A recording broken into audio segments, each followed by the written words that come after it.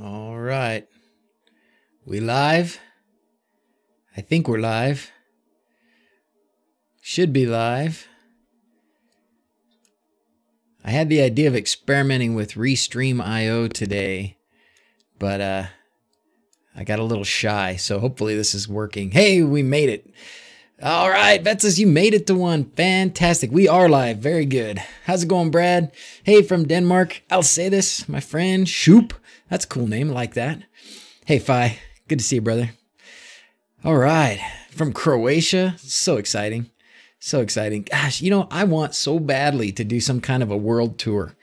I don't imagine how it could ever happen, but if, you know, if the means ever presented themselves, boy, would I love to just go around and hit some maker fairs and meet up with a bunch of you guys from all over the world. That would be so fun for me and for you, hopefully, too. How's it going? Victoria, Canada. Randy from the South. How's it going? Romania, Turkey. What's the topic today, DrZzs? Well, the topic today just changed in the last few minutes. I'm about, what are we, about 20 minutes late? And the reason is, the topic for today, what I had planned and was very excited about was MicroPython. Have you guys heard about MicroPython? Who knows about MicroPython, uses MicroPython? Should hit up Wisconsin. I definitely should hit up Wisconsin. We got, we'll start with a national tour, and then we'll see if we can take it international. That would be super awesome. So, near Antarctica, that's fantastic. Wow, way down there. Dude, that's crazy. So it's middle of summertime for you guys, huh, Alejandro? I didn't know you were from down there. Well, Preben, before you get too excited about the topic of MicroPython, so I did a bunch of reading about MicroPython and got super excited. And I was like, oh, this is going to be great. We can show some examples. We can do some really cool stuff. And I do believe that MicroPython is, you know, the future. I think there's going to be nothing but more and more stuff done in MicroPython for these Wi-Fi chips, probably especially the ESP32. To be what you can run on an ESP32 if you're using MicroPython is going to be fantastic. It's going to be super flexible and super useful. And Python seems to be like, I know it's been around a while, but it certainly seems to be the language that's on the rise. But I worked until, I don't know, I think I went to bed last night around 1 a.m. and it's 10 a.m. now. I've been up for a couple hours, so I didn't get a chance to actually physically work on it yesterday. And so I got up this morning, got the kids out to their activities and stuff. And then me and Mark were just trying to you know, okay, let's just make sure we can run through this and make sure it's going to work before we, you know, turn it loose on everybody and say, look how great MicroPython is. Well, we ran into snags, bad snags. And we think it's a hardware issue. We think it's MicroPython. You know, it's done by Adafruit, and Adafruit has their own special boards. And the one that the 8266 board that they recommend for MicroPython is their Huzzah board. And I don't have one. I have D1 minis, I have Node MCU, but I don't have their Huzzah board. And the simple, I could flash MicroPython on there fine, but then you need to be able to connect to it over serial and then start working on, you know, getting the Wi-Fi connected and start running commands and some things. And I couldn't get the serial connection to talk to it. We tried Termite, we tried Putty, we tried TerraTerm, which is the one they recommend. Couldn't get any of them to work. So I just kept getting a bunch of gibberish. So, but that's okay. MicroPython is awesome. And I expect at some point we'll do some stuff with it. But as of today, I can't do much with you other than to kind of recommend you go try it out, which let's do that. Nope. Let's do that. See, I was trying to mess with Restream. Let's get some of this stuff out of here. We don't need this. So where is it? Not this one, not this one, not this one. Oh, we'll talk about that in a second too. So I'll leave that one up. So go here and just poke around. You don't have to know much about Python to be able to enjoy reading through these tutorials and getting an idea for what's possible. Because I don't know anything about Python, and I had a great time just reading through this and got really excited. So go through. You can just walk through these quickly, these examples, and if you're able to have a little more luck than I was and able to get your D1 Mini or whatever running, this is going to be a lot of fun. So we'll have to come back to that. But as it happens a lot of times, especially when you do what I've done and put myself under a lot of pressure to put out a bunch of good content live streams in a short period of time, you hit snags. So we hit another snag today. So anyways, all right, I'm going to check the chat real quick. From Czech, awesome, from Idaho. Hey, Rich, how's it going? What do you think about the SP? Ooh, I don't know about this controller. Let's put it up and see if anybody else knows. SP108E controller. Let's check it out. Oh, was this the one that did Travis just flash this one? Is this the one you could flash? This is the one you can flash with Tasmota, right? I believe it is. I haven't tried it, but I know Travis just did a video or live stream or something doing this DigiBlur. What speed was I using? We tried a few different speeds. It's recommended. This says to use 115200 or however you say it. So we started there. We tried 9600 as well, and just wouldn't go. So maybe we can tinker with it if we want to get to that. That would be okay.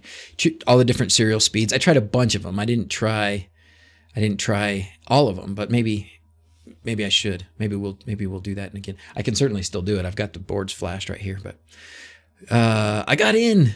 Thought the doc broke the internet. That would be awesome. I wouldn't mind breaking the internet. That'd be fun for a few minutes. Let's see what else. You're keeping you too busy with your Broadlink minis. Shelly came in Christmas early in Kansas City, but not in football. Oh, Kansas City's doing pretty good, aren't they? Or did I miss something? Did they lose? All right. About to go to sleep, Michael. 1:30 a.m. here in Australia. Loving the 12 streams idea. We'll catch the replay tomorrow. Awesome. Thank you, Michael. We'll see you then. Don't Google. Every time I watch one of these streams, I order a bunch of stuff. What am I buying today? Well, I don't know. We'll come up with some stuff for you. Maybe this guy here. So Travis did one. DigiBlur. He did one where he took one of these things. These are usually based on an 8266 chip, and I'm pretty sure if you go to Tasmota, you can flash them with. You can flash them with that. Oh, Michael, thank you. Have a coffee on me. Thank you, buddy. I'll have my good morning cold, my iced carbonated coffee. All right. So if you look here, if you go to Tasmota and you look at what devices are available, I want to say that yeah, there it is right there. The SP108 LED controller. So there it is. So it's Tasmotizable, so that's cool. To run Tasmota on it, you need to modify the hardware a little bit. Okay, that's no big deal. We're not scared of that, right?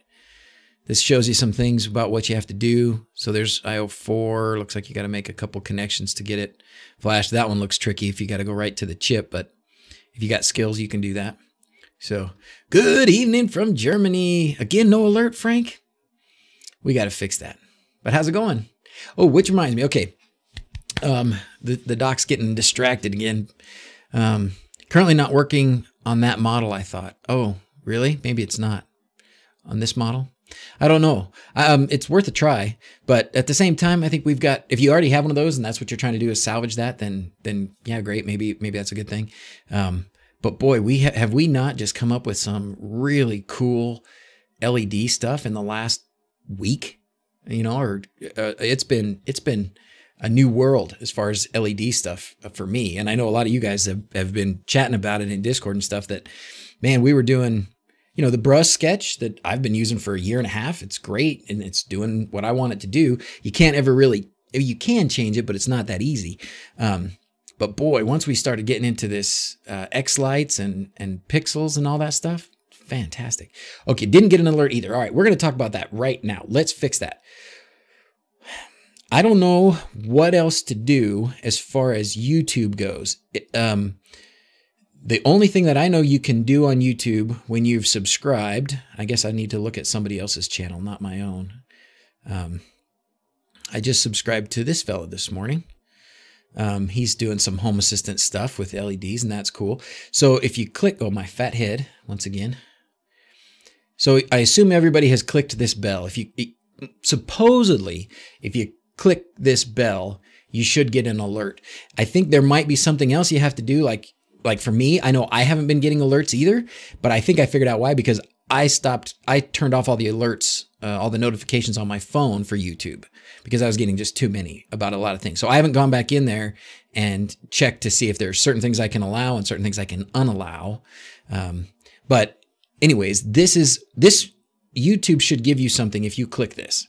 If you didn't, if you clicked that and it still didn't do it, then let's talk about what's a good way to get the info out.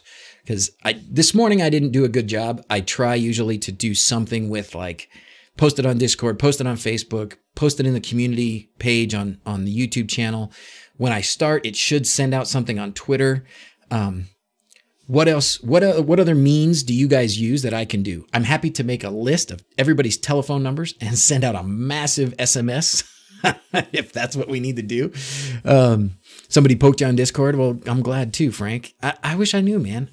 So give me some ideas. Tell me what you think we should do to try and fix that. Flashing LEDs. Everybody should have an automation. Well, but still doesn't. I don't know if there's an if this then that we could use. We got to figure out something.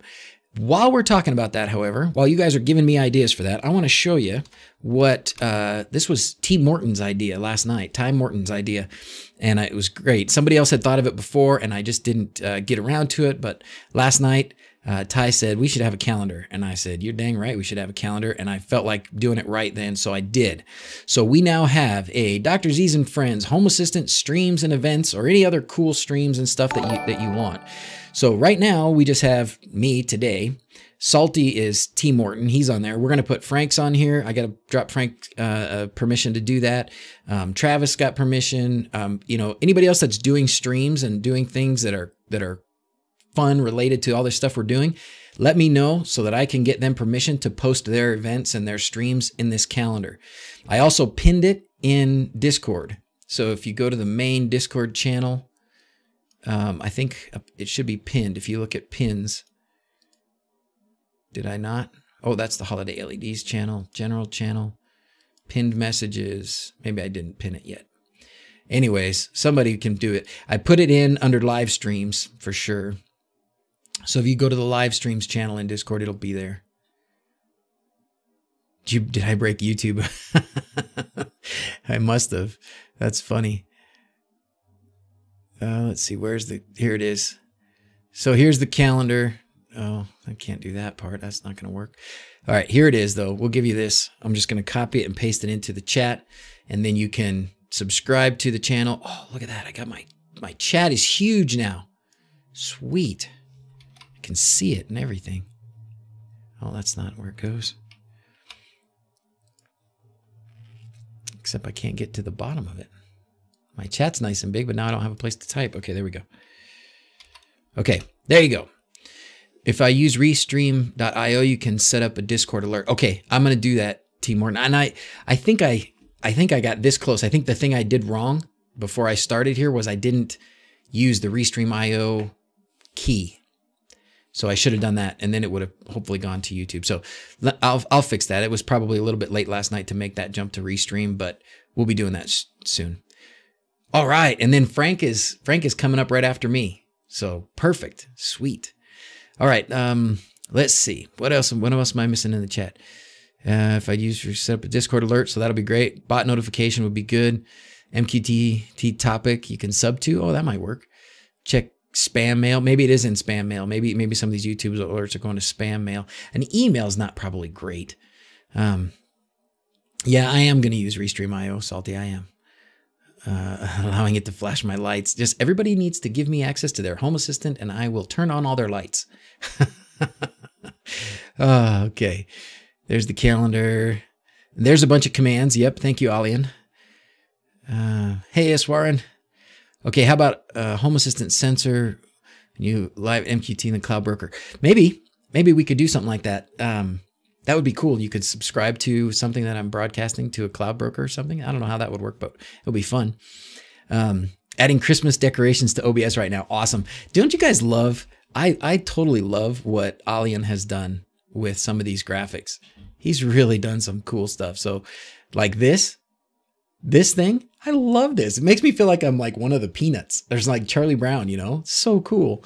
Ooh, RSS feed, webhook. Okay, great. Great.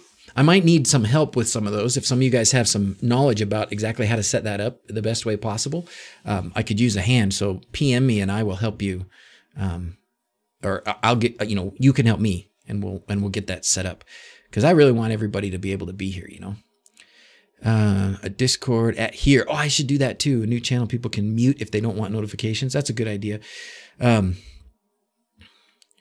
Waiting for Home says Google Home without cloud component video.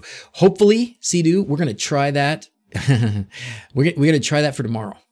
That's my hope for tomorrow. So I'm going to be spending a lot of time the rest of today trying to get that, make sure I know how to do that, because that is something I want to get going. So, hey, Fatty.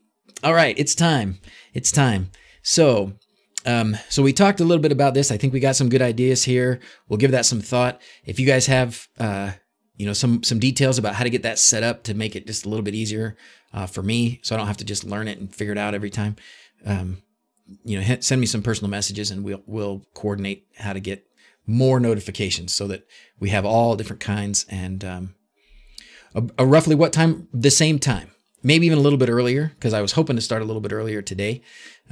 So right about this same time, and we'll be on. So I think there's an all or an at everybody on Discord. Yeah, I've hesitated, always hesitated to do the at everybody, but I guess I can. It's my channel, I suppose, right? So, or my server, I guess. So I can probably do that if I want. Can still catch me in the UK. Awesome. Tried a few times but failed. Oh no. Well, we will give it a go. I know that there have been some guys that have been successful, and they've given me some their rundowns, their setups. Alian's one of them, and so I've got information from those fellas, and they should be able to be there with us on the stream. And if we need to, we can pull some. Not even if we need to, if we want to, we can pull somebody in on a screen share or something, so they can give us all their expertise. But I'm going to work on it later today and hopefully get it going, because I want to. That's something that a lot of people have requested. So we're going to get that going. Now, what I want to do is Fatty's Tech Talk up there, the pink penguin. He lives close by here. He lives just down the road from me. We found out a couple days ago. And he had, he ordered a bunch of Sonoff basics. Let's see if this works. Sort of. Let's do it a different way then. He ordered a bunch of Sonoff basics, and like many people recently, he was surprised when he opened up his new Sonoffs to flash them, and they were very different than they used to be. So let's take a peek at these very different new Sonoff basics. Fatty was nice enough, because I have not ordered any new Sonoffs in a while, but he was nice enough to bring one by and drop it by the house. My wife sent me a text at work. She sent me the picture of the box, and she says, you know, this was on the porch. You know, this was on the porch. And I was like, oh yeah, somebody, you know, brought it by. They said they, you know, were giving it to me to test out and to show off and stuff. And she said, should I bring it inside? And I said, well, yeah, it's not a bomb. Please bring it inside. Let me get this video to stop auto-focusing so we can actually see this board. We'll get it in focus, and then we'll leave it in focus. There we go. Okay. All right, so let's talk about this. Now, you can see right away that a couple things they did were they got rid of the those long exposed mains voltage level tracks on the back of the board. That's fantastic. That was, a lot of people were worried that there wasn't enough solder there. So some people would go back in and add solder to those. Good idea. But they were also, I was always worried that I was going to touch them. Like I was, you know, I handle these things sometimes when they're plugged in. I know I shouldn't, but I do. And you know, if I put my finger, you know, across that track where the two are connected, I think I have an old one here.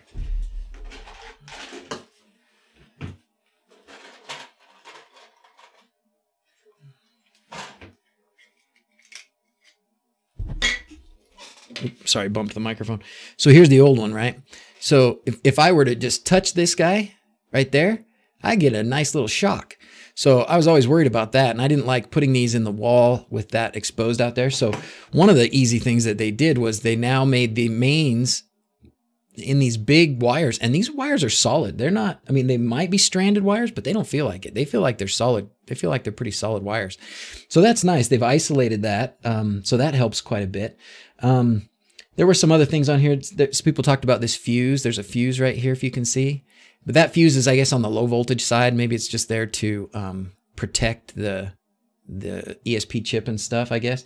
And then the other sort of bad thing potentially that they did was, if you look at where those pins are, where we used to flash, where we do flash, there's no GPIO 14. There's only 4 pins there. So that's a bummer. Now, the good dudes at Tasmota, good old Theo and the gang, they are on top of it. So let's move this thing down now. We'll kind of put it out here so you can sort of see it, but it'll be tiny, so it's not in the way. But they are on top of things. So here you already have a little bit on the wiki of Tasmota about this new board. This is an update to the Sonoff Basic. Yes, sir. That's exactly what it is. Wow. Miro, thank you, brother. I appreciate that. That's awesome. Merry Christmas. Hopefully, are we getting the notifications? Did the notification pop up? Oh, there it goes. Good. Yay. Thank you. Thank you, Miro. That's very kind, brother. I appreciate that. All right. Did they upgrade the relay? I don't think so. The relay does not look any different. If you look at, here's the old one. Maybe we can zoom in.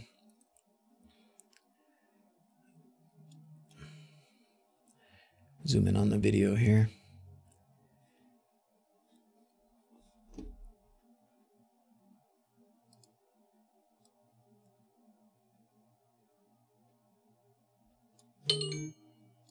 Boop. My wife's home. She won't be home for long though. Okay, so yeah, I think the relays are about the same. You know, this one's got this sticker on it, but just looking at them size-wise, I think they're about the same. I don't see a change in the relay really at all. Unfortunately, I don't see a change. I wish they would have changed these terminals as well. These are pretty crappy. I really don't like these. I have had them fall out. Initially, the first few I did, it seemed fine. But I have had some, you know, I'm shoving them in the board, and all of a sudden, you know, I kind of wonder, boy, that was kind of rough. And I go and look, and sure enough, one of the wires popped out of these. I've even broken these off trying to get them in the board and stuff. So the terminals suck. I would still recommend soldering to these. Oh, this was, I was gonna mention this as well. A lot of these connections on the bottom, I mean, I still think they're good quality compared to some of the things that you get for this cheap. But a lot of these connections have a big stub hanging off the bottom, which is fine if you're going to put it in a box or a case. Not fine if you're going to wrap it in electrical tape. Not that anybody's crazy enough to do that. But if you were, this would probably poke through your electrical tape, and that would be bad. But it does also make it a little bit easier to solder to when you're soldering to the backside here instead of, you know, using these connections. So I think overall it's a good thing. So how do we get around this not having GPIO 14, right? Do I see 5 pins on the bottom? Yes, that's exactly where I was going, Frank. Good eye. Good eye. So you can't probably read it there, but this other pin that you see down here, you do see 5 pins on the bottom. This one, that last one, it's labeled IO2. So that's GPIO 2. Now it doesn't have a hole all the way through the board. It just has a pin. The board is solid on the other side there. It just has the sort of a solder pad. It just has a solder pad right there that you can connect to. But according to the guys here in the Tasmota Wiki, you can use that. You can use that GPIO 2 or IO2. It says no pull up. It's a user configurable input is implemented in the Sonoff basic device template starting at this version of Tasmota. So if you have this model of the new Sonoff basic and you want to use this GPIO 2 in the same way that we used GPIO 14 on the previous models, you need to be on this version of Tasmota. And they give you a nice link right here to the bin file for that. Okay, so that's okay. And then you can still use RX and TX as well. The trick with those two is, which one is it? It's RX, right? It's receive. You don't want receive to be a switch. So if you, and this was a good tip from Fatty.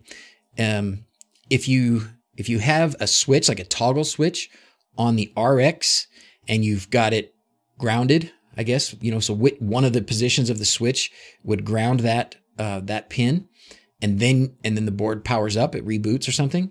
You could end up in like flash mode, or I don't know exactly what happens, but you would get an error. You'd get a problem.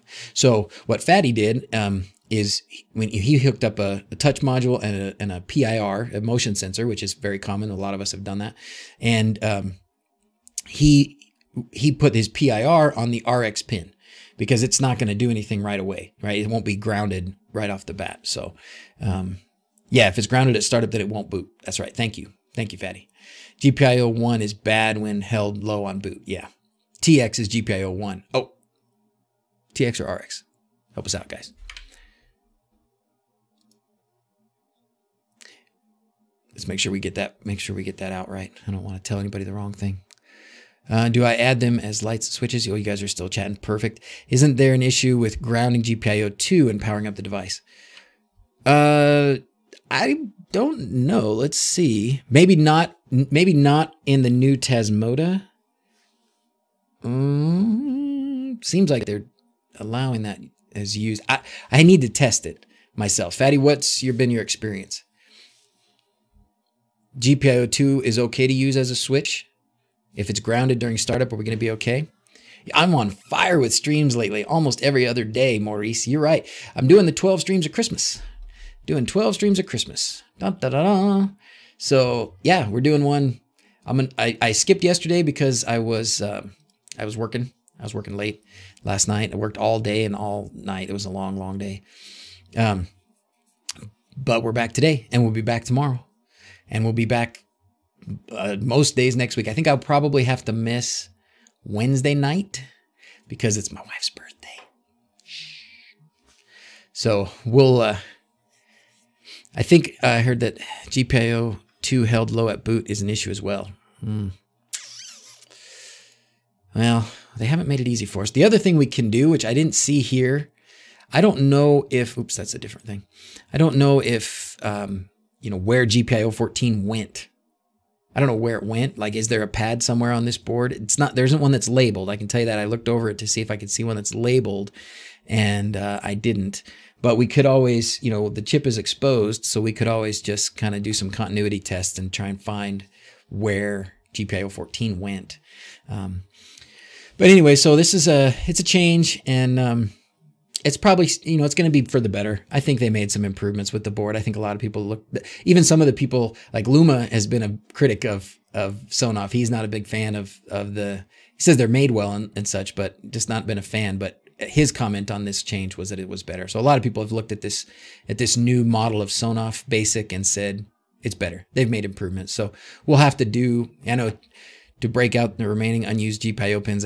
Amen to that. I don't know why they wouldn't. I mean, they know that there's this huge community that likes to use these with other firmware, and they're okay with that. Like, it's on their advertising website. Like, this is how you flash, you know, different firmware. So, and GPIO 2 can break easy with soldering. So you got to be careful. Anytime you solder directly to a pad like that, you can very easily tear it off. I have done that myself as well. Ugh. See, and then, yep, and Travis has a good point there. That MPC chip, he's got a video on how to do that. Throw the link up there, Travis. He's got a video that shows you how to take RX and TX and expand it to be extra output pins. So, all right, good stuff there. So what else was I gonna, I mean, we don't have to stop that. I could flash this right now. Should we flash it? Did you already flash this one, Fatty? Probably not, right?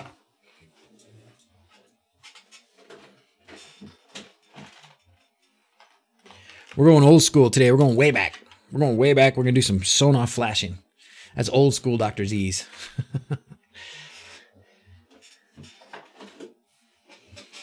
Solder a small fly lead first, then use it to connect to. Oh, that's a good idea. Okay, this one is virgin. Sweet. All right, let's do it. Let's flash it. Okay. Let's make this a little bit bigger. So I'm going to need this version of sonoff.bin. We will put this in my Flash Easy folder. Creature of habit in some ways, and I just keep going with the same old Flash Easy folder. I've had this one for months, but why change when it works? Where'd it go? Oh, it's not there. It's in desktop. Desktop, Flash Easy. I'm going to change the name though so that I can, so this is new basic. We'll call it. That'll work. Okay, save that there. Let's do this. Here's my flasher. We're going to stick our pins in here, make sure we get it right. I can stick it through the back. That'd probably be easier. So I can see the labels. All right. So stuck my flasher through the back there. Orange for me is the 3 volts. So we're 3 volts, and then make sure they're still the same that they always were. RXTX ground. Yep. Okay. So that should be good. Now we're gonna hold this. Oh shoot, it just popped out. Of course it did. Okay, so we're gonna hold that down. Plug this in. And then I'm gonna let that go. Put a little bit of pressure on that guy so that hopefully those don't come loose.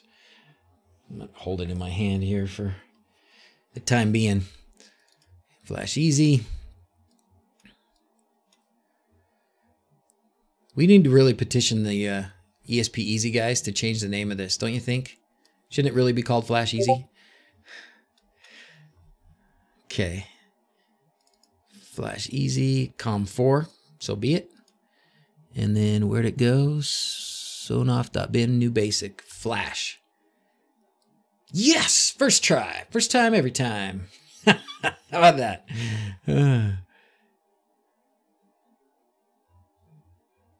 Do you want, Steven, do you want your Gmail? I can approve that message to be shown if you want me to just expose your Gmail. If you just let me know for sure if you want me to just approve that comment before I mean, I don't know why I'm not, but just in case. Where's your rubber band clothespin? Oh, actually, Fatty, here. It should be right here. I got it. So your print worked. I printed this out for Fatty last night in exchange for this. Oh, flash failed. I just pulled it out. No. Dang it. Okay, well, we're going to do that again. Oh my gosh. That was too funny. Criminy.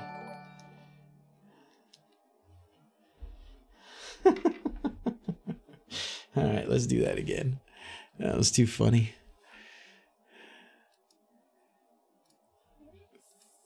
That's hysterical. Okay. I am the prime example of the same thing that happens to everybody, right? How does it, what's the saying? I am every man, pretty much. All right, let's do it again. There we go. Okay, it's working again. Beginner error. I know I'm such a rookie. Oh gosh, sucks to be a rookie. At least it wasn't mains voltage on something that you saw and get a jolt. Yeah, hopefully I never do that again. You barely can brick an ESP. That's the dang truth. These suckers, you can physically destroy them, but software-wise or firmware-wise, pretty hard to break. Very hard to break. At least that's been my... I mean, look at what I just did. I was halfway through flashing it with firmware, and I just completely disconnected it, and it's not batting an eye. Doesn't care one bit. So that's pretty robust. Hey, from Belgium, how's it going? Bulbs aren't to you, but you use the Smart Life app or API. Oh, okay, good. You guys are chatting about something. Those are good things. Those are good things. Can you show how to flash this new Sonoff with a Mac? Ooh, I can try. I have not flashed anything with a Mac in a long time. And the biggest reason is because Mac and these USB to serial adapters, there it is. These USB to serial adapters, they do not play well. I have had nothing but trouble. Okay, so now we're gonna open up termite. All right. Hey, thanks. Merry Christmas from a noob trying to keep up and soak everything up. Baby steps, Thomas. Thank you very much, though. Thank you very much. Take it a little at a time. I am currently, is that thing too tall in there? Let's get this. I think this is cutting off people's names and such. We can't have that.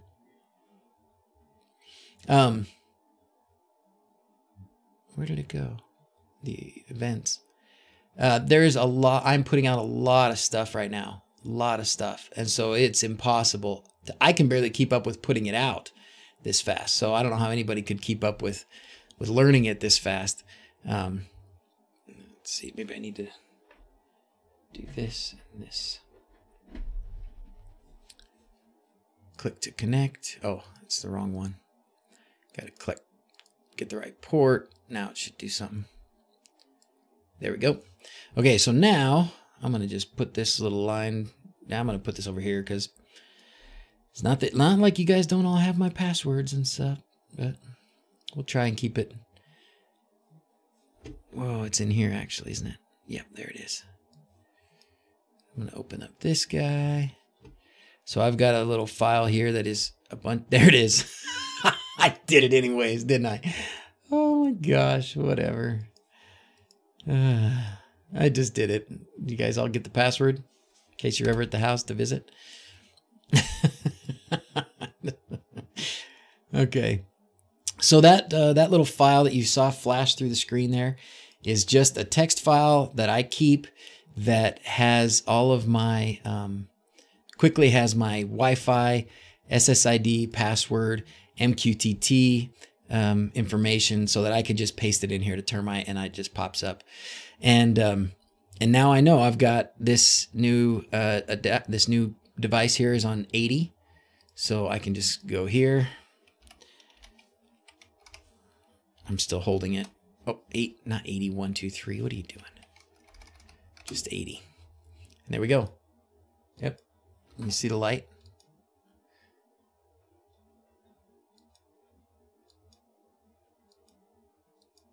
Okay. Worky, worky. So now if we go to configuration and configure module, it's giving us GPIO2 here as an option, which didn't do before. So I wonder, the GPIO 14 must be accessible. They didn't say it here. You know, it's going to take some time to poke around the board. There's also this over here. There's the key LED KP. I don't know which those are. Maybe that's these up here. Maybe that's so this LED is 13, 12. Yeah, this is probably 12. And then this is 0. Oh, that's good. So that's good to know. That's key is 0. And so if you ever didn't have a button, like I have broken the buttons off before and had to do some tinkering to get it grounded. So now you know where 0 is, but still haven't found GPIO 14. We'll find it. We'll do some goofing around and we'll find it. All right, I'm going to let go of this so it may come disconnected, but yep, it did. Now it's reconnected. All right, cool. Let me see. What are we doing in chat? Do I know? Oh, thanks, Steven. You're a good man. Appreciate that. How to add Wi-Fi config settings in the backlog to termite. Oh, yeah, sure. Sure. What happened to timestamps? Oh, if they haven't shown up, they will show up. If they haven't shown up, they will show up. If they, my main have been, oh no. Okay, good. My main timestampers have been Mark and Alian, and so if they have other things that they need to do sometimes, then you know it doesn't happen as fast. I haven't done my own timestamps in a long time because those guys have been doing it for me, and it's fantastic, and I super appreciate it. We're gonna put Alian through college, I think. Let's see. Would love to see this. What do you got? What is this? This looks familiar to me. This looks like a link I've clicked before. What is this? Hyperion Ambient Light software. Ooh. So what? Tell us about this, Stephen. Is this something that you run on an ESP chip? What's up? This is new to me, I guess. I haven't seen this.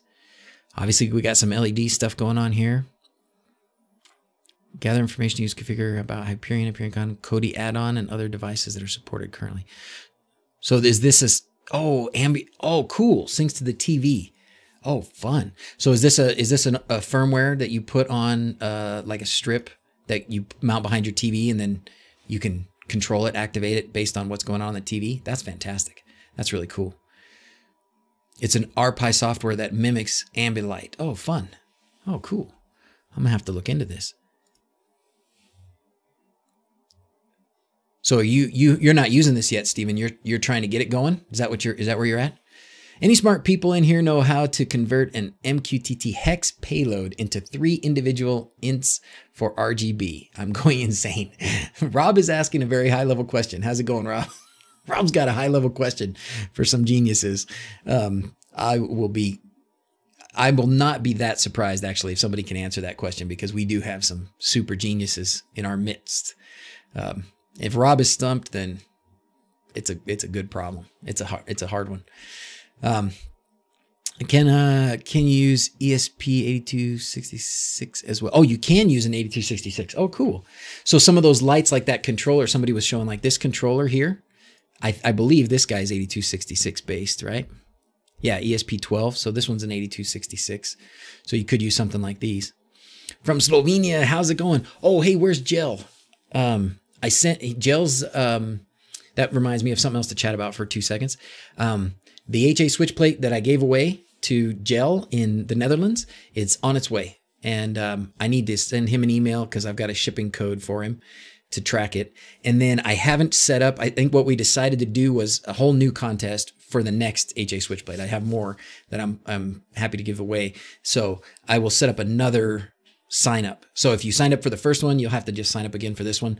I asked a bunch of people and they said that was probably the best way to do it. So that's what we're going to do. Grab it in Node-RED and split it. Okay, cool. Hyperion project threads. I love that you guys are helping. That's awesome. Ooh. Oh, which reminds me, Frank. Rob brought this up. Falcon Player. Would it be possible to do a Falcon Player add-on for HAS.io? Is that something we want, guys? Is that something we want? Because I know Frank has absolutely nothing else to do. He's like bored out of his mind with like no projects. So Falcon Player. This guy, Frank, if you've been watching, and I know you have, you've seen us tinkering around with these things. So this, Rob brought up the idea that potentially this would be a HAS add-on that we could get some use out of. So nose empty.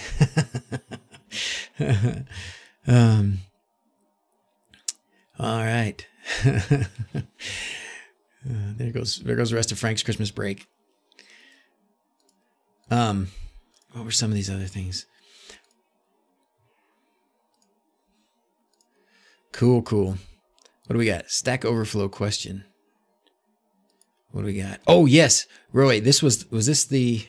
Oh, cool. Okay. That's help answer that question. Try this, Rob. There's another one for you. Should run fine in a Docker container. Yep. I think that's the theory, Justin. That is the theory. Justin's another good one. The other Justin is another good one, another good source for the Pixel stuff, for X-Lights. I'm excited to play with X-Lights some more.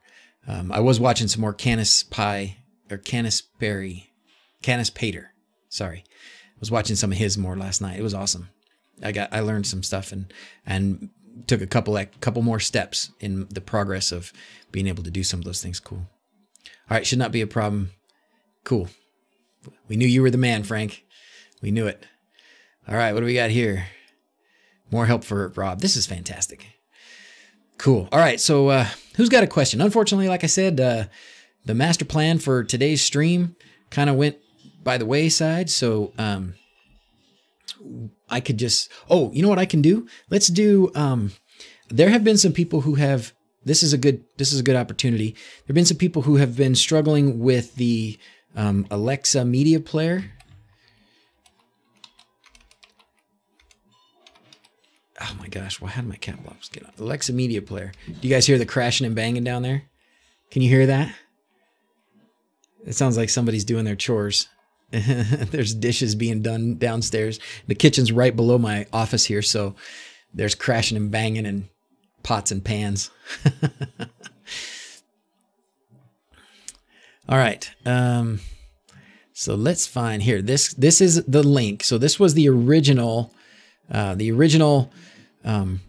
project that I did the little video on that Keaton Taylor put together, and it was also based on somebody else's work. He gives them credit in here. I can't remember their name.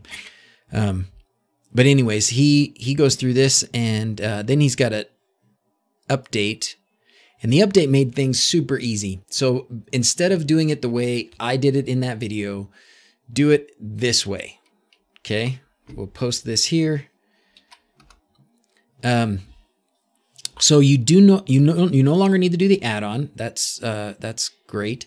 And all you need to do is find this alexa.py and make sure you're using the latest version. I don't know if he's had any newer versions than this, but make sure you do the newest version.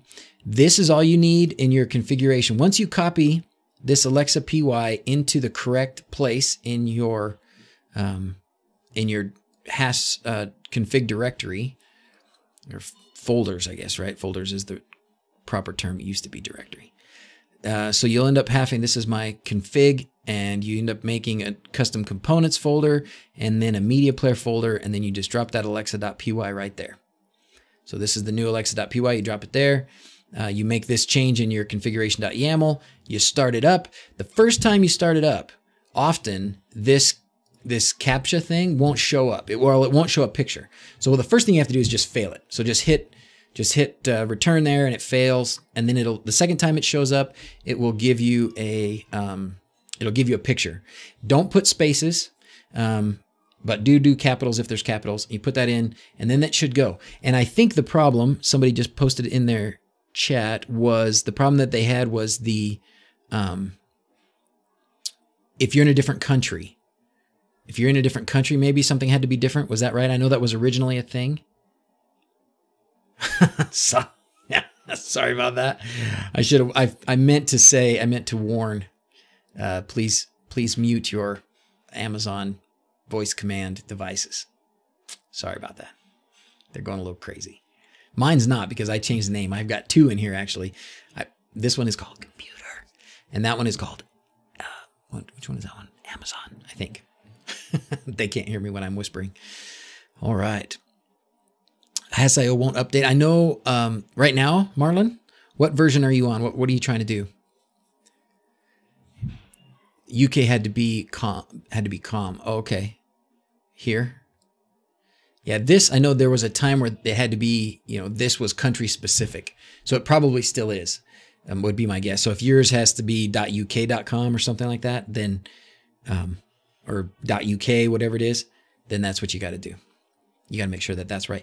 And then the next thing to tell you, people struggle, and this is mostly new people. I think a lot of you guys have plenty of experience, so I'm sure what I'm telling you right now is old news, or you just, whatever. It's background noise, and that's fine too. But then in order to actually get your Amazon voice command device, is that safe to say? She who shall not be named. You got to go to this. Let's go to the services page, and the service is different. You can't go. Well, I guess let's go back to the overview first. You can't just go like you can with the Google devices. You can't just go. Look at all these automations I've got now because of those switch plates. You can't just go like these are Google devices. So you can go here and you can just type in the text to speech. At least you used to be able to. I haven't tried it in a while, but you can just type in the text to speech message and it'll work. That is not the case with the Amazon ones. There is a text-to-speech box, but unless something has changed very recently, it doesn't work. So in order to get that to work, you have to use a different service. And the service is, I think it's Media Player text-to-speech. If you just start typing here, stuff will, man, how do I get caps lock on? So this is the service. And then here is the data that you need. You need an entity ID, which is going to be the media player name of whatever Amazon device you want to use. And then the next bit of the data is message. And then that's whatever, this is what you want it to say. Okay.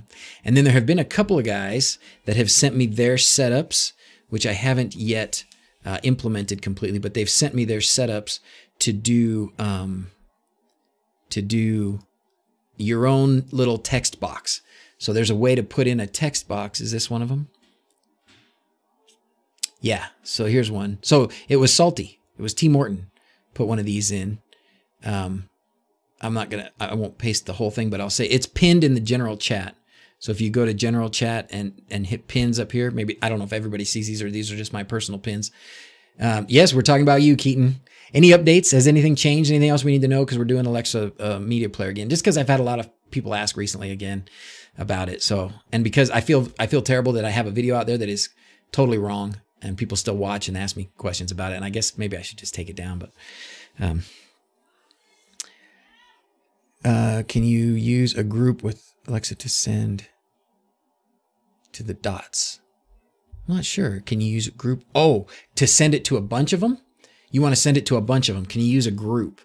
I don't know if group would work. You can try group. I don't know if group would work. I know when I do it and I want to send to multiples, I just list them all separately in the configuration. So if we look at my automations for that,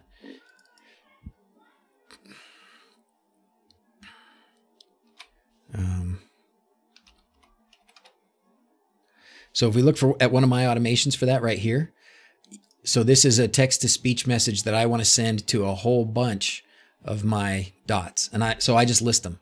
So each of mine is just separated by a comma. I have noticed that they don't always all respond, but sometimes they do. So yeah, Home Assistant group, not a group within Alexa. Group don't work. What works? You have news, Georgia Tech. What's the news? I'd love to hear some news. Here's your automation for anyone who wants to try it.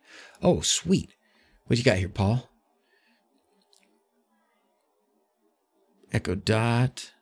Oh, cool. Oh, great. So this was another one of the things that I wanted to test out that I haven't got a chance to yet. So I know, Keaton, in your initial goals for the project, you had things like, playlists and specific songs and some of those things, right? And I've never even gone back and tried to do that. I got into Volumio, and so it just hasn't been my thing to do. But, I need to add delays. Oh, maybe that's what I need to do so that it doesn't, maybe then they'll all get the message just a little bit behind. Anyways, it looks to me, based on Paul's stuff here, like, and I haven't looked through, we'll look at it right now, but it looks like service media player, text to speech, he's done that. But then you also did volume, right? So you can set the volume. And then you also did you also play a song. So you play a song through Paul's Echo Dot and you'd use Amazon Music. Oh, that's fantastic. And then, is there more to this? Service media. Oh, service. Okay, so media player, play media. And then you have to do the entity ID, which is your Echo. And then you have to do the media content ID, which is the name of the song and where you find the song, which is Amazon Music. And that is how you do it. That is fantastic. That is fantastic. So what else, Keaton, do you have a list of the services that apply specifically to the Amazon Echo media player? Because one of the things that I wanted to point out when we're talking about media players, and I think this confuses a lot of people, me included, it took me a while to realize that this was happening. Not every media player responds to the same commands. So if you just go to Home Assistant Media Player, you can look at all these available services, and there's a whole bunch of available services. The trick is not every media player component will respond to each of these media player services. So if you have Sonoffs, or if you have Google, or if you have this Amazon Echo, or if you have a generic, or whatever other kinds there could be over here, there's a bunch. They don't all respond to the same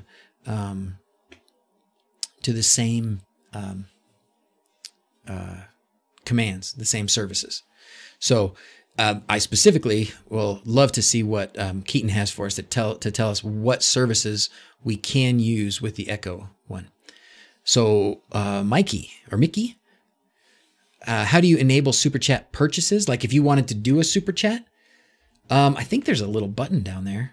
I think if you have videos, Mikey, if you're doing videos and you want super chat on your streams, it's something that something that YouTube just, well, I guess it is Google, that YouTube just does when you get to a certain level, I guess. I didn't do anything specific. I think, you know, and you go to your settings and you put in a bunch of things that you want to enable. And as long as you've enabled sort of the monetization thing.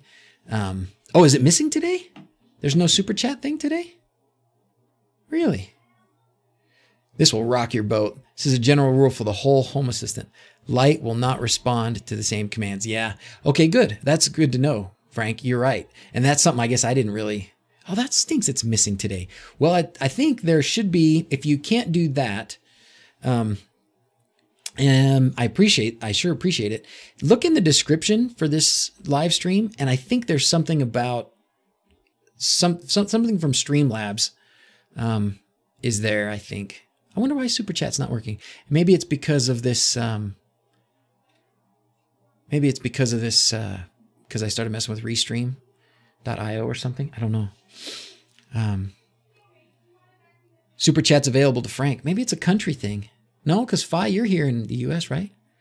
That's crazy. Super Chat's there for some and not there for others. Huh. Hot dog. Well, I'm getting better at the stream thing. I hope that's apparent. Oh, see, Eric's. Oh, thank you, Eric. Thank you very much. It's there for you in California, MK. All right, cool. Thank you, Eric. What do you know? I don't know. I don't know, fellas. Oh, Roy. Thanks, man. Super Chat's working. Where are you? Oh, restreaming too. So I was gonna start playing with Restream.io, Tyson. So, and it was a recommendation from a couple people, but last night T Morton said you should really do this, and I did it, and it was really quick. It's essentially Restream.io is. I think Frank does it too, don't you, Frank? You just put in your stuff. Man, Adam. Oh my gosh, it's raining. It's raining today. Thank you, fellas. You put in your information, like you link it to your YouTube, you can link it to Twitch, you can link it to a bunch of other things. And then you just use so like in OBS like this, you use the Restream.io streamer key, and essentially you stream to Restream, and then it broadcasts to all those different places at the same time. So if somebody is more used to watching you or more used to watching people in general on Twitch, it'll stream to Twitch as well at the same time as it streams to YouTube. Is there a delay? Facebook Live, yes, but Facebook Live you have to pay. If you go to the Restream, if I go to my Restream thing, it shows you what, why does it do that? Why does it say it's not available? That's the dumbest thing. Did I spell it wrong? Oh, I did spell it wrong. Oh. You know why doctors have bad handwriting? It's because we can't spell. We're the crud. Hey, Bristow, thanks, man. Appreciate that. You guys are doing fantastic today. I so appreciate it. Restream, there it is. Restream dashboard. So if you go here, there's a list of places where you can restream to. Multi-streaming, that's where we are here. Social alerts. So see, I can do a bunch of connections here. So I'll do this too.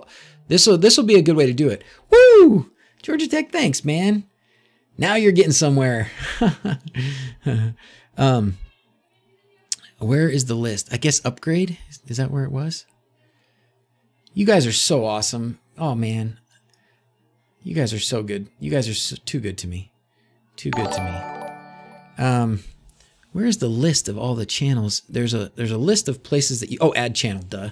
Okay, so here is a list of all of the places where it will restream.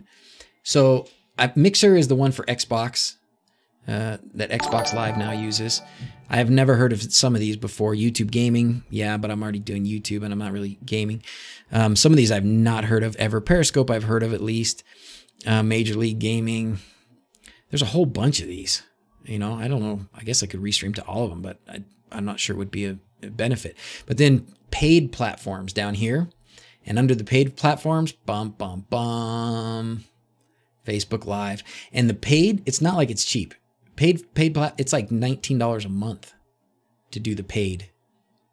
If I wanted to upgrade to the paid. Why didn't they?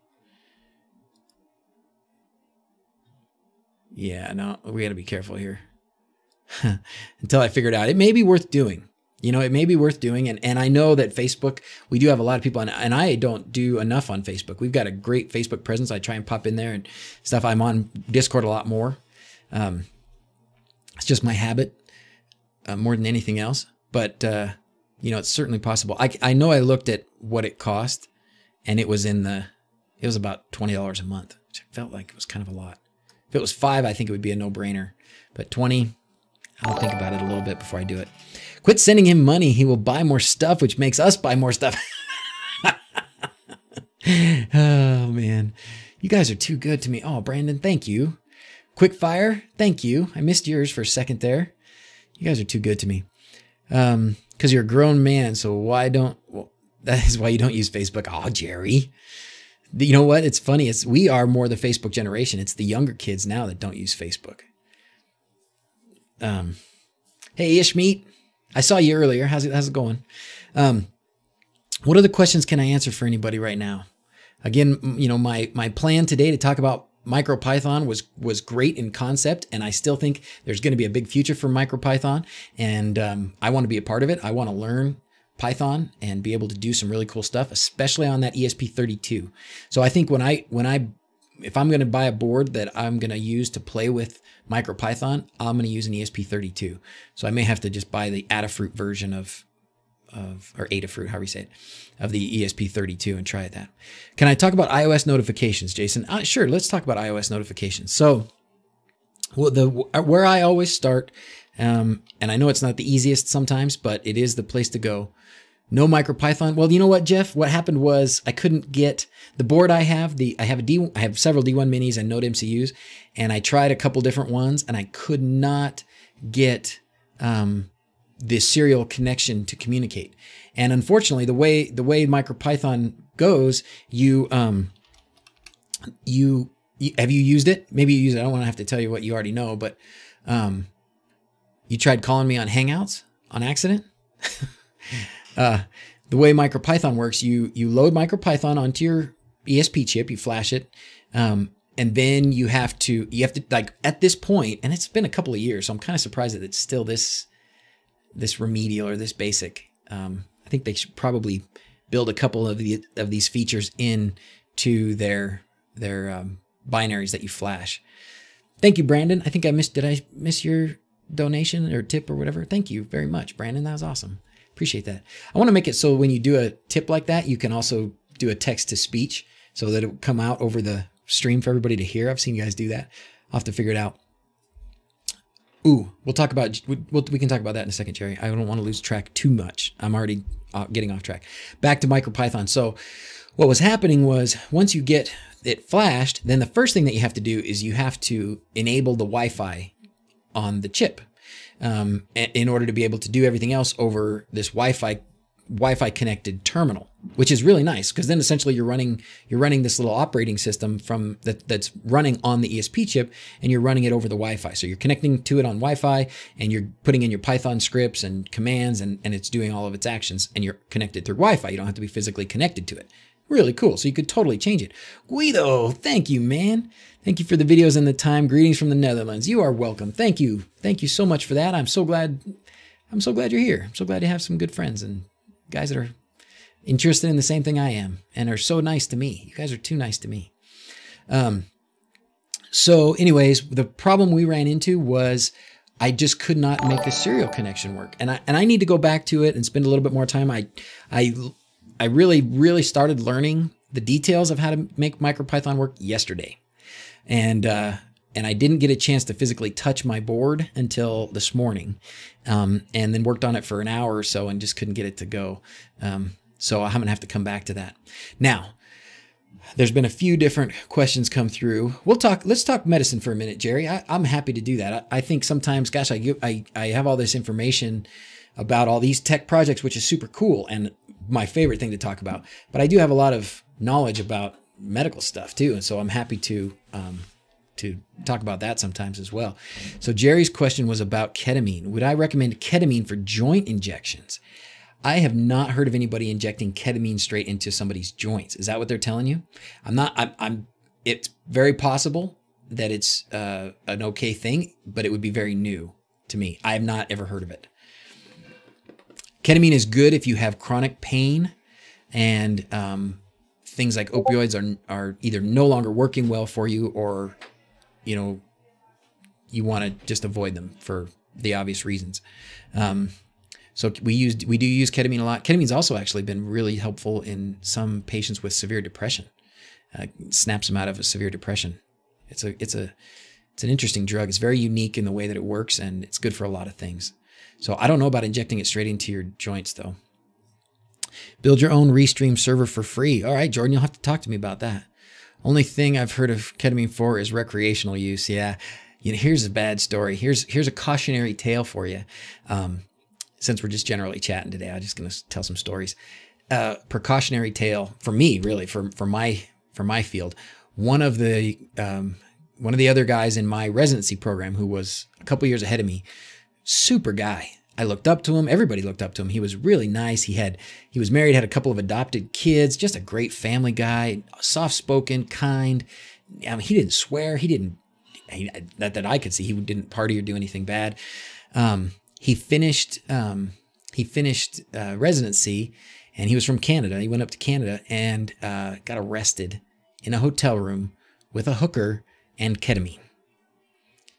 So that was the end of his career. And I don't know what, obviously he made some bad decisions along the way. But in my line of work, I have access to all the bad things that anybody could want to get their hands on. And so you got to be real convinced that you don't want any part of it, or it's very easy for somebody to go down that bad path. We've had people in my group that have had to, go to rehab and all those kinds of things. It's sad, but it does happen. I can understand the hooker, but not the ketamine. So can I. I mean, come on, it's not true. Got to be ethical. That's right. You do. You got to be who you. How did that go? Be the same person you are in the night that you are in the light, right? I think that's... I don't know that. Oh, I must have said a word that triggered her off. Anyways, okay, so we got way off. Give a link on Discord to a list of the services supported and example commands. You did put a link. Oh, okay, great. Well, did you shoot it to me? Let me get over here. Yep, you probably did. Oh, sorry, guys. I don't think I have anything. You guys have all of my secrets. Okay, great. Here it is. And I'm going to post this for everybody too, Keaton. So here are the services that are available through the... Oh, it's in that same post. I just didn't find it. So that's fantastic. Thank you, Keaton. That is super, super useful. That is going to make it very fun to make some new automations. Yeah, do they have rehab for home assistant addiction? No, it's, well, weren't we talking about that? Somebody made a joke about that in Discord the other day about, hi, I'm Justin and I'm a home assistant addict. I'm an LED addict. Got sidetracked. Yes. Time for dinner in Sweden. All right, man. Have a good one. Okay. So sorry to derail things. That's okay. It's okay. Today is a derail day, and that's okay. We can have a chat and have a live stream like this and have just chat. Nothing but fun. And that's okay. I'm great with that too. I want to make sure that it's useful to everybody. So somebody had asked, we got sidetracked completely about the Home Assistant iOS notifications. So iOS notifications, there's a few things that you have to do. So some of what I did in that old video about notifications is still relevant. Some of it is, I'm not sure anymore how well it's working. And I've had some people say, oh, it's working for me. And some people say it's not working for them. So I haven't dug deeper into it, but we've got almost 200 people here and probably some of them have. So, and I think Rob said his was working before. So if you've got your iOS notifications, especially the actionable notifications, working, then let us know. Oh, Mikey, thanks. Any wisdom on flashing the Sonoff 4-channel R2? Follow the videos, have all the pins connected correctly, and put the board in flash mode. Cannot find the board error. Oh, man. You know what we can do, Mikey? Let me do this for a minute, and if we have time, we'll do that. We'll try and do it live right now. We can try and do like a screen share or something. Do you have a, oh, look, I love that. You got to put your message up there. Oh, that's great. Oh, I didn't know that was happening. Sweet. If you have a webcam, if you have, you know, we can screen share through Discord, and maybe I can walk you through. I can look right at it with you while you got your hands on it, and we can try and do it that way. I really would like to try and find more opportunity to do that. And if I know that it's possible for those, if you guys haven't used the chat, video chat in Discord, it's really helpful and it's really useful. You can set up a call with anybody that you've got their contact in Discord, and you guys can screen share, you can chat, and you can go back and forth between phone and PC, and it is pretty seamless. So it's a good way to just have somebody like get their hands on the thing and point to it, and they can help you out that way. All right, see you later, Rob. Thanks for being here. Really struggled with the Christmas lights using a Node MCU. I got really bad glitches. After adding a level converter, the glitches were gone, but the Node MCU kept restarting. Oh, man. Sorry, Peter. Keep at it. Keep at it. Keep asking for help. We'll get you there. Okay, so let's talk about notifications for a minute. So there's a few things that you have to do. The one thing that you have to do should be obvious. You have to have the Home Assistant app on your phone. We'll go back to this. There is something I know I probably shouldn't share that's on my Home Assistant app, and that is there's a push notification code or something. My guess is that's probably fairly unique, and I don't want to, just in case at any point, like I think of all of the people that have, all of you fellas and everybody that's watched the videos and subscribed and done all these things, I've only had a couple of minor like troll incidents, and they've been super minor. But just in case, you know, I don't want all of a sudden somebody to just start giving me a real hard time because they got some access to some information. So when you get to the settings page, well, maybe that's why it's not working. Notification settings. When you get to the settings page, I guess there's not a way. So if you're following along, you've got to go to the settings down in the corner, and then there's a place that shows status. And for some reason, mine right now says my iOS notified platform it says it's not loaded, which probably means something needs to be done in the configuration. But I know it's working. But maybe that's why my actionable notifications aren't working. Another thing that you always need to do is go to the notification setting. After any time you've made a change that includes your phone and your notifications, you need to do the update push settings. Okay. So that's there. And then Jason, what trouble are you having? When you go to here, the way that I've done it, is when you have it set up, I guess I didn't need that after all. When you have it set up in Home Assistant, you will have devices for your phones. So if you go to the states page and you just do a Control F and you search for iOS, you will have, well, those are some automations that I've got. I've got it listed in there 40 times. But you will have devices. Where's my devices? Oh, no, it's a service. I'm sorry. Scratch that. It's not a device. It's just a service. So it will set up a service. It'll set up a service for whatever phones you have the iOS app installed on. So if you've done the component, you've installed the Home Assistant app, you've got in your configuration.yaml, you've got the iOS, you've got at least this is all you have to have, is this iOS thing. The rest of this stuff here is about doing the push notifications, which, as I said, have been given some glitches, and I probably can't give you great advice on that right now, just because mine hasn't been working as steadily as it once did. But you need this. You need that iOS thing, and that sort of just loads the iOS component for Home Assistant. Then make sure that your notifications thing is set up in there, in your app. And then when you are going to, if you want to send a notification, you use this service that will have the name of your phone in it.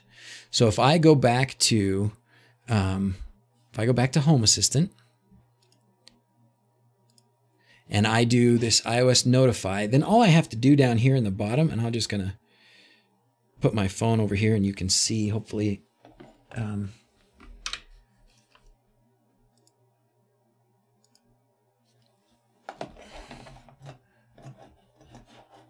where is it aimed? There's the camera. Okay, so there's my phone. So now when I, if I just type in here, this is JSON, so it's you're gonna have to do all that formatting stuff where you go squiggly bracket, quote,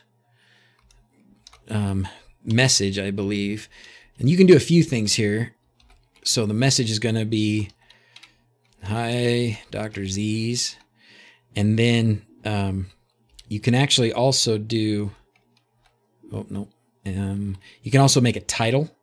Another one of the data fields that you can use is title.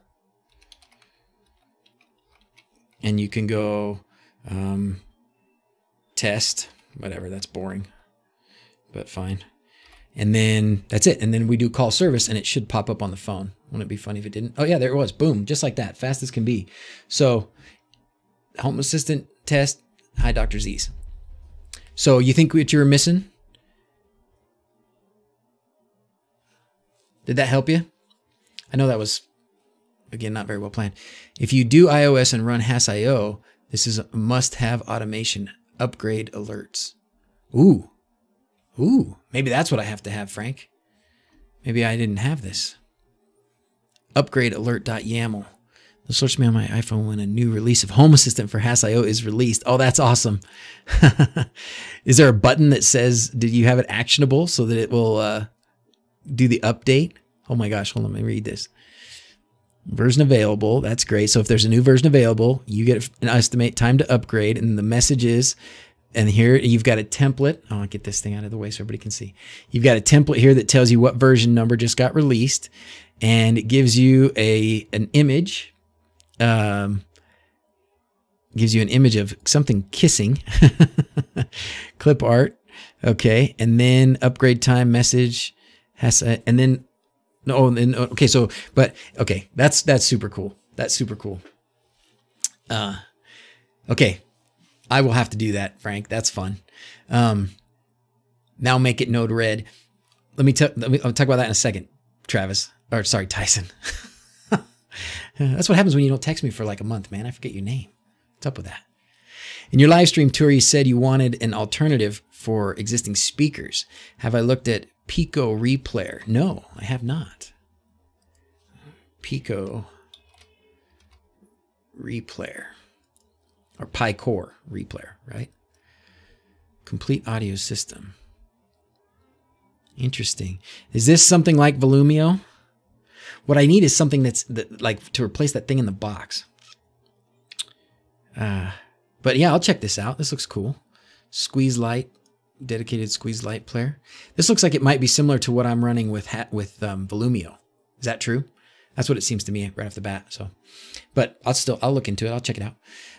So what I wanted to say about Node Red, as many of you know, including Tyson, and he's teasing me about it, and we caught that.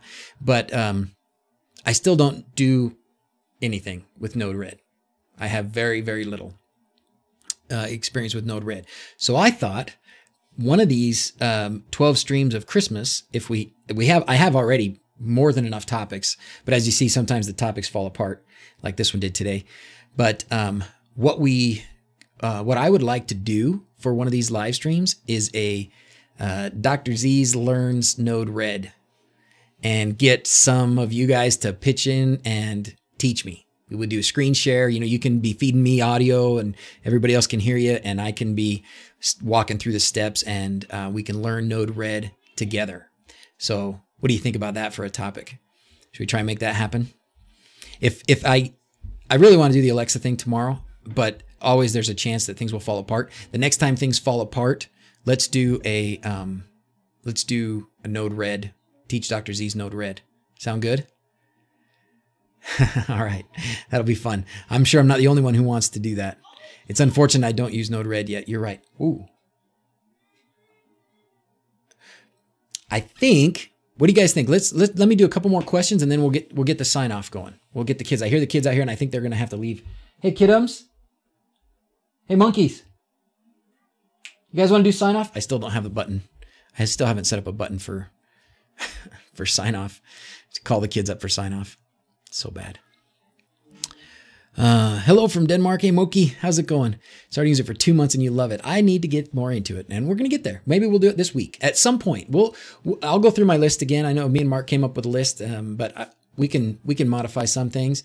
It's always in flux. And I would love to learn Node-RED, and I think that would be a fun platform to do it in. It would learn a lot of people. So are you going to do Google also? Yes. I want to do the non-Home Assistant cloud setups for the Amazon Echo and the Google Home. I will reinforce throughout that process that I completely support the Home Assistant Cloud and Nabu Casa, whatever they're calling it now. I think it's a good project. I think it's good and I want everybody to do it. But the reason that I will do this other, kind of try and show everybody that wants to do it the other way how to, is because I also do understand that people are on a budget. It's not even, is it available in every country? It probably is, but I don't know. But I understand that not everybody has the money and I want to make sure that everybody has the opportunity. So I don't want anybody to have to pay. And that's the same thing Paulus wants. Paulus doesn't want everybody to have to pay either. So that's why he's not, he's gonna, there's no effort to force anybody to do Nabu Casa. But if you can, I definitely appreciate if you would do it for those fellas, because I like that we've got somebody dedicated to that now. So let's see. Kids, do you want to do sign off? Hello from Sweden. Have you Google Free Mini? I have a Google Mini. I do have one. Are you?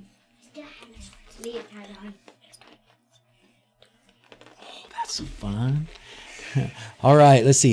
You really want to buy Nabu Casa, Matheson. It's really nice. I mean, and I think it's only going to get better. I think once we get to the point where Nabu Casa is also offering the encrypted remote login for Home Assistant, it'll be, I mean, that's even bigger deal than being able to use your Amazon Echoes and stuff. So, but if you can't afford it, Matheson, then we're going to make sure that you get access to your voice commands through your Amazon Echo or your Google Home. We will help you get there. Absolutely. All right. Anything else? LED Easy project going? Fernando, LED Easy project is kind of on hold. I was actually talking to somebody today who had done some really cool stuff similar with the brush sketch and wanted to start working on that as well. So I think once we started getting into this like X lights and stuff, it has just been a new level. And it makes the brush sketch look so remedial and so basic. So there's a lot, I think, between now and certainly next holiday year. Boy, there are going to be some changes. And I think what basic users like myself can do with programmable LEDs. And I'm going into X lights and such, not with the idea of having some mega display, that all the neighbors, well, maybe the neighbors might come, but people don't, around here, people drive miles to drive by somebody's house and sit and watch their lights. And the news, goes around and they do all those things. I'm not going to do like a Matthew Johnson. Isn't that the guy on YouTube that does those? I'm not going to do that. But I do want to have, oops, it's okay, baby. I do want to have something super customizable and unique and cool for me, but also a little bit low key. So, anyways, I think that's where it's going to go. So, all right. Did I miss any important chats up there? You guys all have, we can do, if you do exclamation point, let's see if this will work. If I do exclamation point D, I think that will send a Discord link. It should, if the bot is doing his job today. So all your conversations that you're having now in chat, I think chat will stay up for a few minutes, but eventually it will go away, and you can take all those conversations to Discord in whatever channel you like, or PMs or whatever. So, All right, fellas. It has been a wonderful morning. Thank you. Mark, thank you for your help. I am sad we didn't get to do the MicroPython thing, but thus is the way of doing things last minute occasionally, and that's sometimes the only way you can do them. We didn't really have a lot of other time, so we tried last minute, and last minute kind of fell apart on us, but I feel like we still had a very successful stream. I think we got a lot of good information out. And remember, Frank is streaming next. Is that right, Frank? Are you going to fire up here pretty soon, just a few minutes? I'm going to be doing some work here in my office, so I'll turn on your stream and watch as well. Okay? All right. Okay, you kids ready? Yeah. Okay, you know it. As always, thanks for watching. Ready?